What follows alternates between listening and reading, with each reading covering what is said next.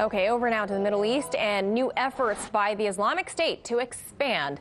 Today, we're hearing of ongoing fighting taking place in the central Baida province in Yemen. The fighting pits both the Islamic State and Al-Qaeda against one another, both fighting for territory, recruits, and influence in the region. At the same time, an online propaganda war is being waged by both groups in order to collect more sympathizers and supporters. Now, this rivalry is said to be creating a new crop of radicals and sympathizers. That's all according to officials. So joining us to break that all down, former Pentagon official Mike Maloof. All right, Mike, This is something you've already predicted on this very show about the vacuum that could happen in Yemen. So could ISIS be coming back full-fledged, but this time in Yemen? Yes, it's been percolating for quite some time, and Al-Qaeda has been there for some time under Al-Qaeda in the Arab Peninsula. Thing is that they're both vying for power and influence. In fact, that's what originally they're bickering right now for territory and recruits and money. Is the same thing that created the schism between Al-Qaeda and ISIS when Baghdadi of ISIS went into Syria.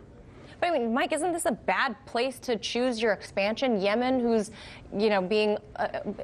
suffering this onslaught from Saudi Arabia, famine, cholera, or is that the perfect place to? It's probably the perfect place because there's nothing there. They're looking for recruits. People are being paid, and the caliphate, the physical caliphate of ISIS is gone. Right. So they're looking for linking up with local groups. This is the strategy of both sides, both Al-Qaeda and ISIS, to link up with local groups in order to expand their influence. Now, many people are gravitating more toward Al-Qaeda than ISIS simply because ISIS is just too brutal. Wow. So, I mean, the fact that Yemen has been suffering this civil war for 6-7 years now, with obviously the Saudi-led coalition bombing the hell out of them, the people are desperate, obviously. Sure. Are they going to view ISIS or Al-Qaeda as sort of a way out? I mean, would they offer the people anything by joining? This is what attracted them in the first place, because they're attracted recruits in the first place. They have nothing, and there's nothing to lose. Nothing to lose. Yeah, and you need to eat, and you need to support your family, and if a terror group can offer you that. Oh yeah, Al-Qaeda pays money.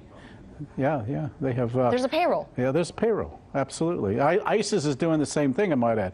What's intriguing is that the U.S. has been, along with the coalition, has been arming them against the Houthis, and now they're fighting against each other, and it's taken away from the mission of the coalition on the one hand, but on the other hand, it might inadvertently be working in the scheme of things to try and get rid of these terrorist groups or minimize their effectiveness by having them go to war against each other.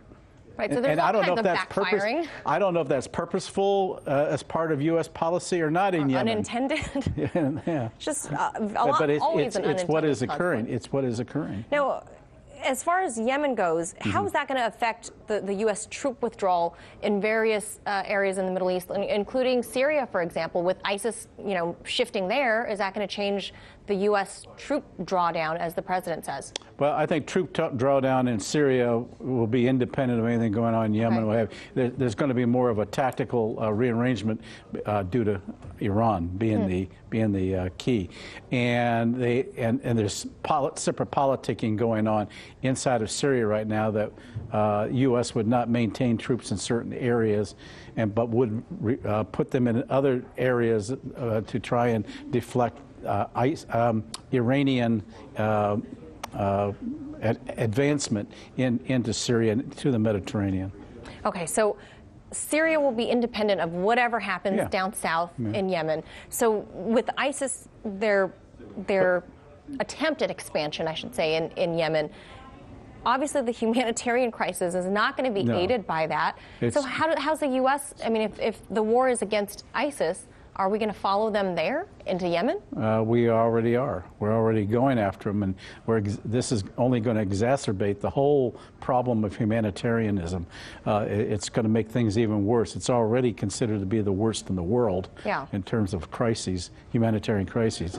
Do you predict that we'll see U.S. troops just out in the Well, open? our approach in Yemen has been more using remote drones, Right. using the drones, special forces in some areas. That's probably going to continue, given the Congress's attitude right now toward the Saudis and support for their effort in Yemen. There might be a diminution of intelligence and stuff, and certainly there's going to be. We're not going to be introducing more troops. Might put some more special forces in certain areas, but it's not going to be major deployments. Major deployments now. Just the poor Yemenis, they just can't catch a break. They're getting it which from way. both sides. Yeah. That's just always bad news. I hate that I have to bring you on to talk about bad news, but you're the expert in this field, so we appreciate that. Mike Maloof, thank you so much. Pleasure. Hey YouTube, thanks for checking out our channel. We hope you enjoyed the video. We have tons of content for you just like this. For more of RT America's one-of-a-kind news and analysis, be sure to subscribe and never stop questioning more.